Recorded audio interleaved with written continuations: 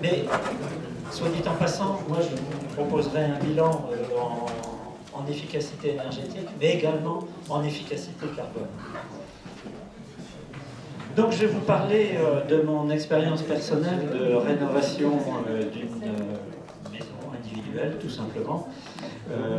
Mon ambition est de vous faire partager un cas concret, je veux dire assez courant, assez lambda, j'ai pas une maison extraordinaire, et de vous montrer sur quelques chiffres les résultats auxquels on peut arriver et les quelques conclusions qu'on peut en tirer. Donc la maison en question qu'on a acquis, Françoise et moi, en 2002, je l'associe parce qu'elle a pris toutes les décisions avec moi, hein, ça a été mûrement réfléchi tout ça. Voilà, une maison donc en Val d'Oise, achetée en 2002, pavillon assez lambda, c'est une construction assez courante dans ce coin de banlieue parisienne.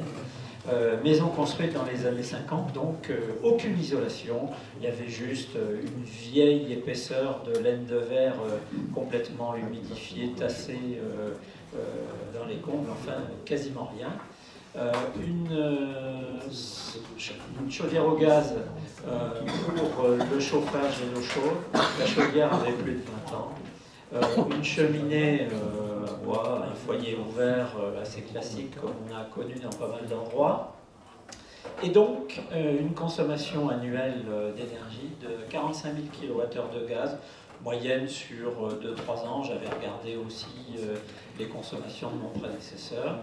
Donc ce gaz faisait chauffage, eau chaude sanitaire et cuisine, et 4500 kWh d'électricité.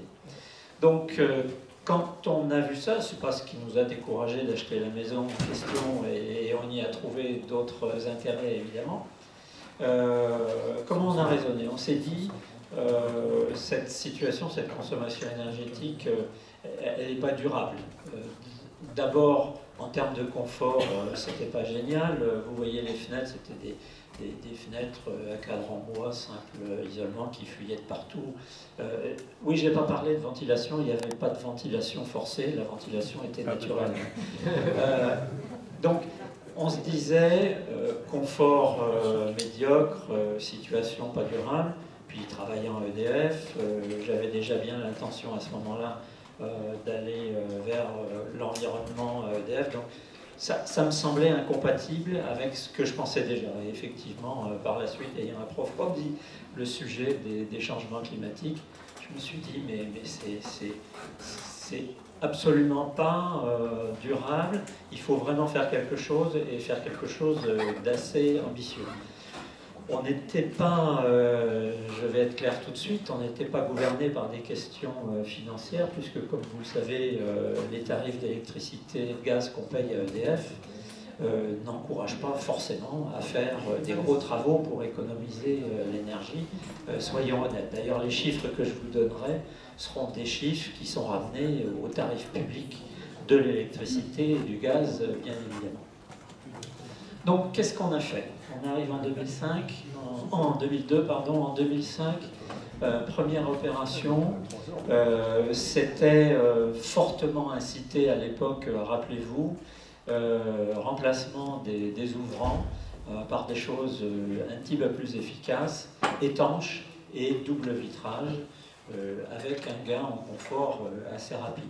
Également incité, parce qu'on voyait bien que pendant les périodes un peu froides, même la chaudière gaz existante, elle étalait, mais je veux dire, il y avait une sensation de froid dans la maison qui n'était pas évidente, et on utilisait assez volontiers la cheminée ouverte. Une cheminée ouverte, un feu pendant une soirée, c'était une brouette entière de bois.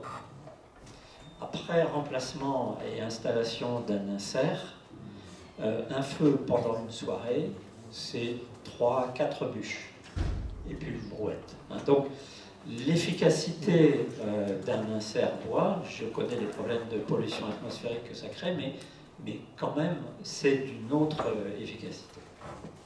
Bon, ça, c'était, je dirais, une première étape qu'on n'avait pas encore réfléchi comme faisant partie d'une rénovation complète, mais on sentait bien qu'il fallait qu'on prenne les choses plus à fond et plus globalement. 2008, rappelez-vous, EDF Bleu Ciel avait lancé une opération qui s'appelait Objectif Travaux, et donc une opération de bilan énergétique complet d'un logement pour les clients, avec des préconisations en termes d'isolation et de mode de chauffage. C'est ce qu'on s'est décidé à faire. Et donc EDF nous a fait un bilan et des préconisations. Au passage, je vous signale quand même, j'avais dit aux gars, moi mon intention c'est plutôt d'aller vers la pompe à chaleur. Sa première préconisation a été 1, l'isolation des combles, 2, l'installation d'une chaudière gaz à condensation. Je lui ai dit là, non, vous rigolez un peu. Moi je vous ai dit, bon alors il avait une deuxième préconisation, une deuxième option, l'installation d'une pompe à chaleur. Donc, ce qu'on a fait à la suite de ce bilan, c'est effectivement une isolation des combles assez performante, avec une solution intéressante également sur le plan environnemental, qualité du produit. Et on a remplacé notre vieille chaudière gaz par une pompe à chaleur RO. Opération très simple, hein, on enlève la chaudière gaz, on nettoie, on désembout le circuit d'eau, on ne change pas le circuit d'eau, on ne change pas les radiateurs, et on met à la place une pompe à chaleur, donc un module dans la chaufferie à la place de la chaudière gaz, et un module à l'extérieur, comme vous l'avez vu hier, chez Atlantique. Et une pompe à chaleur basse température ou haute température?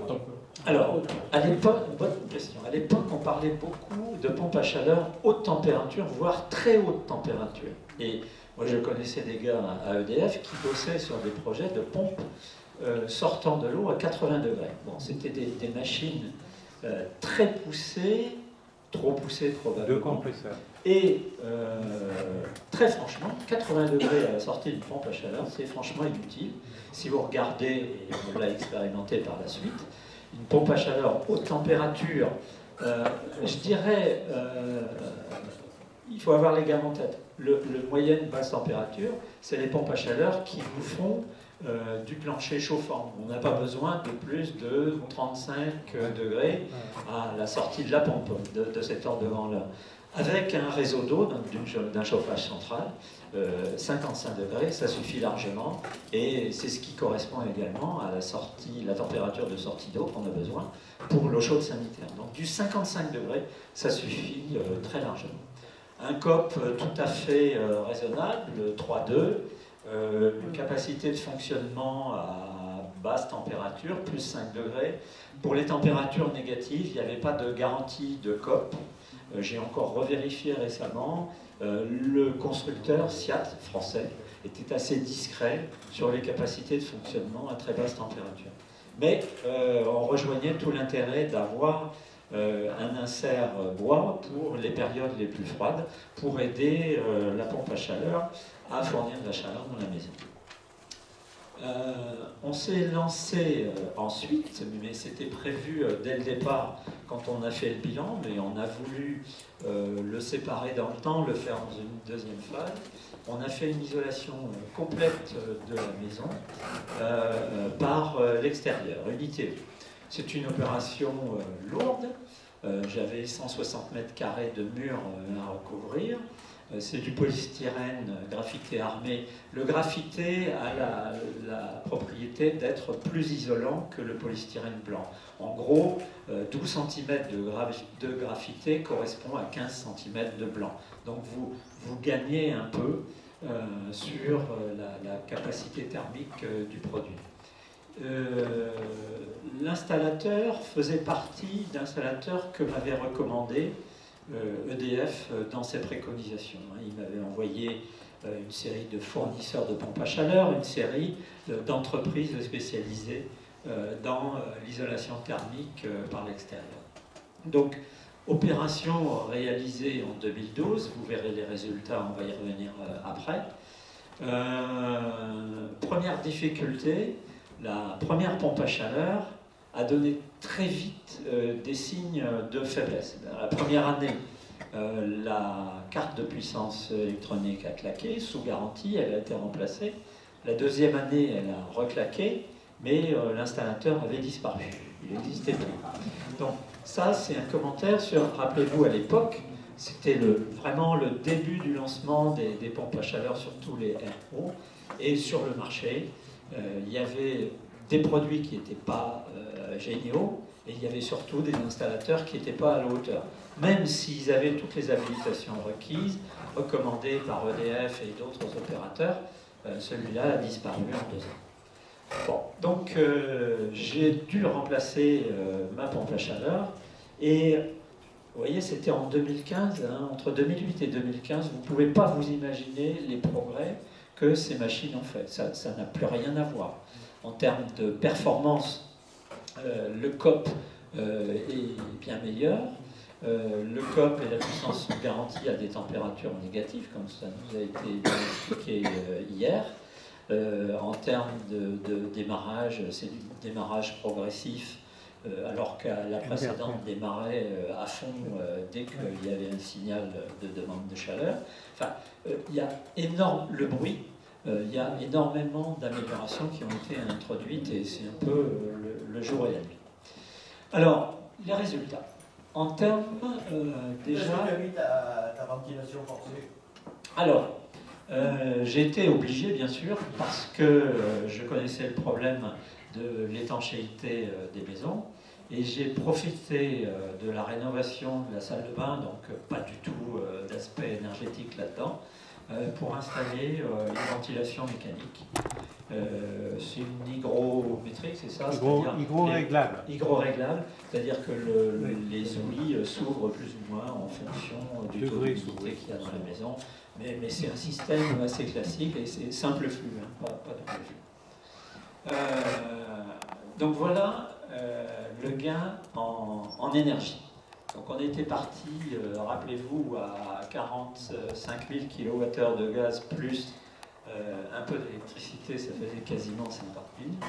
Et sur les 4 dernières années, on tourne à 10 000 kWh, dont un tout petit peu plus de la moitié pour chauffage et eau chaude, le reste étant les usages classiques de la maison, qu'on n'a pas réussi à faire baisser énormément, parce que à côté de choses qu'on a fait évoluer, comme l'éclairage, comme un lave-vaisselle plus performant, des choses comme ça, se sont ajoutés évidemment de nouveaux usages. Comme tout le monde, on a une box, on a des tablettes, on a des portables, etc. etc. Et ça, c'est des consommations qui se sont ajoutées évidemment. Jean-Pierre, qui avait vu le slide, m'a dit: mais est-ce qu'il n'y a pas un effet rebond? Non, j'ai bien revérifié. En fait, dans ces années-là, même dans une maison parfaitement isolée, on voit bien qu'il y a une variation d'une année à l'autre de la consommation en fonction de la sévérité de l'hiver qu'on a. Hein, tout simplement, c'est simplement lié à ça. J'ai fait apparaître du vert. Le vert, c'est ma consommation d'électricité pour la mobilité, puisque on a un véhicule 100% électrique, un VE, une Zoé, et un hybride rechargeable. Donc on a une consommation qui s'est ajoutée. Vous remarquerez au passage que la consommation pour la mobilité électrique et toute l'électricité qu'on utilise dans nos deux voitures vient à 95% de la maison. Hein. On a des recharges en dehors de la maison, on en a très très peu. Hein. Donc ça représente, par rapport à la consommation qui est pourtant déjà bien diminuée, ça représente quand même pas tant que ça la mobilité. Donc on est passé en gros d'une maison classe E au départ, en utilisant les règles normales du DPE, à une maison classée 90 kWh, c'est-à-dire classe B. J'ai fait apparaître les phases principales de travaux. J'ai malheureusement pas les données très précises pour essayer de séparer La première partie où on a fait les fenêtres et la cheminée et les combles et la pompe à chaleur. Simplement, si je devais faire ou situer à peu près où était la consommation avant de mettre la pompe à chaleur et les combles, on était aux environs de 30-33 000 kWh par an, en gaz et électricité. Donc ça, c'est le bilan en consommation d'énergie. Le bilan financier, je confirme que la rénovation énergétique complète d'une maison, c'est quelque chose qui coûte quand même une sacrée somme. On arrive, vous avez le détail là, on arrive donc aux environs de 60 000 € pour la totalité, sur lesquels j'ai réussi à gratter un peu plus de 9 000 € de subventions, essentiellement sous forme de crédit d'impôt et de prime énergie, c'est-à-dire de certificats blancs. Une précision, je ne compte dans ces coûts qu'une fois la pompe à chaleur. Je considère que le remplacement de la pompe à chaleur n'entre pas dans ce bilan, puisque, je vais dire, c'est pour ma pomme. Si j'ai fait le mauvais choix la première fois, c'est tant pis pour moi. On a fait d'autres choses qui s'ajoutent à ça, mais qui sont plus de l'ordre de agrément confort que réellement gain énergétique. On a remplacé une porte de garage par une porte à abattant. Du coup, elles sont isolées, donc on gagne aussi. Mais je ne les ai pas comptées dans ce bilan, puisque c'était pas la question énergétique qui gouvernait en fait le changement. L'impact sur la facture énergétique. Donc encore une fois, au prix public. En gros, la facture d'énergie au départ, elle était de 3 000 € par an. 2 200 € de gaz, le complément d'électricité, on était pas loin de 3 000 € par an. Au tarif public de l'époque. De l'époque, j'ai pris les prix. Là, j'ai raisonné en euros courants. Donc j'ai pris les tarifs publics de l'époque, c'est-à-dire avant 2005. Et la facture actuelle au prix public de l'électricité actuellement se montrait, c'est parce que je paye moins, je le reconnais, se montrait à 960 € d'électricité. Ce qui fait un gain de 2 000 € par an.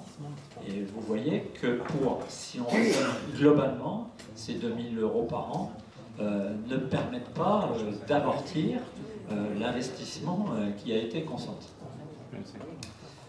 L'impact sur les émissions de CO2. Alors, je les ai calculées en suivant scrupuleusement ce que disait David Thibault ce matin. J'ai pris les chiffres officiels du moment. C'est-à-dire que pour le contenu CO2 de l'énergie, pour le gaz, on était à 238, je crois, grammes du kilowattheure à l'époque, et ça n'a pratiquement pas changé. Et pour l'électricité, c'était 180 grammes de CO2 par kilowattheure à l'époque. On était dans les contenus saisonnalisés. Ce qui nous amène en fait à une émission de CO2 au départ qui était de 10,75 pour la partie gaz et 0,25 pour la partie électricité, c'est-à-dire 11 tonnes par an.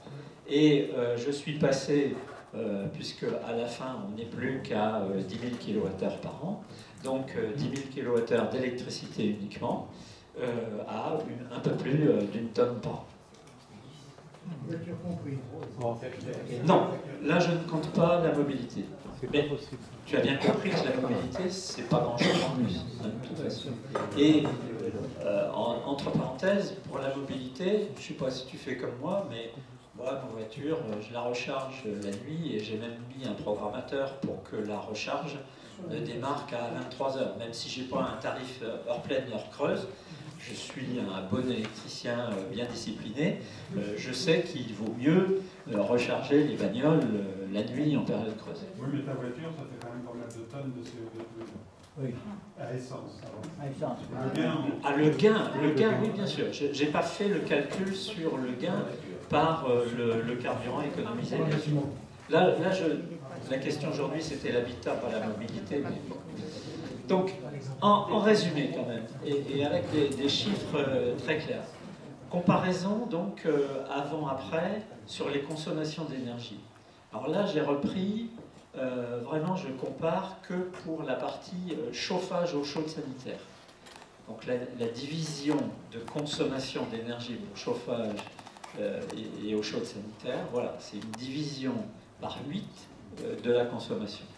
Donc on est, alors certes c'est coûteux, mais vous voyez que par rapport à la présentation précédente et à d'autres exemples qui ont été donnés, on arrive quand même à des réductions de consommation qui peuvent être très importantes. La réduction de la facture, elle n'est pas dans la même proportion, tout simplement parce que le kilowattheure gaz coûte moins cher que le kilowattheure électricité. Donc la division n'est que par 3. Le gain annuel, il est de 1540 €. Et donc le gain en émissions de CO2, encore une fois pour la partie chauffage eau chaude sanitaire, ben, il est d'une division par 13. Donc vraiment, dans une opération comme celle-là, le gain sur les émissions de CO2 est considérable. Et encore parce qu'il y a 180 grammes par kilowattheure, alors que la réalité c'est beaucoup plus bas. Non, comme je l'ai dit, pour le contenu CO2 de maintenant, j'ai pris le chiffre officiel de maintenant qui est de 147. On espère, Thibault nous l'a dit ce matin, on espère qu'il va descendre à 101 peut-être, si j'ai bien compris. Moi j'ai pris le 147 qui est le chiffre officiel d'aujourd'hui. Et j'ai rappelé quelques commentaires personnels. Donc on voit là-dedans qu'on a intérêt d'entrer dans une démarche globale. Pourquoi? Parce que, un simple exemple, quand vous installez une pompe à chaleur, si vous l'installez sans revoir l'isolation, vous êtes obligé de la dimensionner pour le besoin de chauffage que vous avez. Quand vous faites rentrer ce changement de mode de chauffage dans une opération où il va y avoir encore après des gains en efficacité énergétique, ben vous anticipez, vous acceptez le risque peut-être d'être sous-chauffé pendant une paire d'années ou 3 en attendant que la maison soit parfaitement isolée, mais vous avez intérêt à le faire puisque ça permet de dimensionner la pompe à chaleur au plus juste.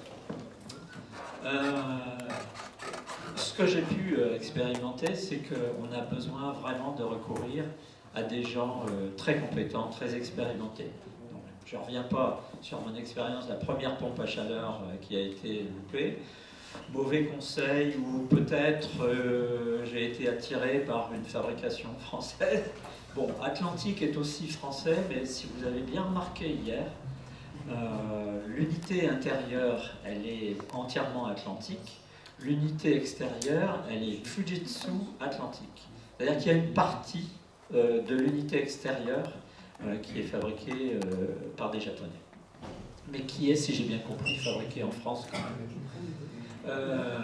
C'est un brevet Fujitsu. J'ai pu expérimenter ce besoin aussi pour l'isolation thermique par l'extérieur.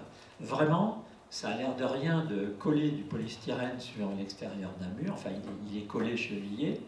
Je peux vous dire quand même que j'ai vu le cahier de spécifications techniques des produits, c'est des produits allemands, c'était quand même très pointu et on a pu effectivement vérifier que les gars procédaient et leur patron était sans arrêt sur leur dos. C'est une petite entreprise, mais quoi, même pas une dizaine de personnes, mais très efficace et très soucieux, ils faisaient vraiment très attention. Le polystyrène est recouvert de toile armée en verre et de 3 couches d'enduit, ce qui donne finalement à la maison une apparence impeccable une fois que c'est fini. Et ça n'a pas bougé depuis 10 ans que ça a été fait. Quand on détaille le bilan, j'avais fait un peu ce travail avec Claude Aquet, on avait essayé de déterminer morceau par morceau les taux de retour sur investissement. Il est clair que l'opération la plus rentable en termes de gains énergétiques et surtout de gains CO2, c'est clairement le remplacement de la chaudière par la pompe à chaleur. Je ne veux pas dire par là, surtout dans une maison qui était pratiquement pas isolée du tout, je ne veux pas dire par là qu'il ne faut pas faire d'efficacité énergétique, il en faut un peu, mais on peut réellement se poser la question de l'intérêt dans le bilan de l'isolation thermique par l'extérieur, parce que c'est l'opération qui est la plus coûteuse, vous l'avez vu, elle représente à peu près la moitié du coût total, et c'est pas ça qui a fait gagner la moitié du gain en énergie et en CO2.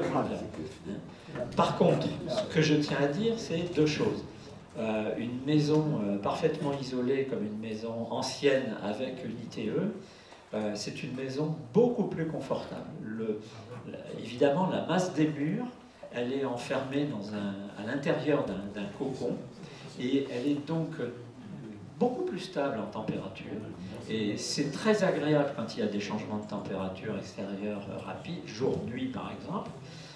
C'est très intéressant l'été, puisque sur des canicules relativement courtes, on va dire, l'intérieur de la maison n'a pas le temps de monter en température autant que sur une maison mal isolée ou isolée par l'intérieur, parce que les ponts thermiques sont bien traités, etc. Donc c'est une maison beaucoup plus confortable finalement quand elle est bien isolée. Puis dernier impact, ça a été dit tout à l'heure, la valeur d'un bien qui est parfaitement isolé, confortable, etc. est évidemment pas la même qu'un bien mal isolé et classé DPE E ou plus. Donc ça a certainement une valeur sur le marché de l'immobilier qui est très difficile à évaluer, mais qui est évidemment pas négligeable. Sur les PAC, dernier commentaire, j'insiste beaucoup. Certains ont en tête l'idée que bon, les PAC, c'est encore des machines qui font du bruit, qui posent des problèmes, qui ne sont pas sûrs, etc. À condition de faire le bon choix d'un bon fournisseur et d'un bon installateur, et de choisir vraiment des bons produits, qu'elles soient bien dimensionnées, c'est une machine très performante et très, très agréable. Même si elle est encore très sophistiquée. Quand vous ouvrez l'intérieur d'une pompe à chaleur, c'est assez surprenant. Hein. C'est comme si vous ouvrez le capot du moteur d'une voiture moderne. Hein. C'est pas un moteur de 2 chevaux. Donc voilà, vos questions. Alors,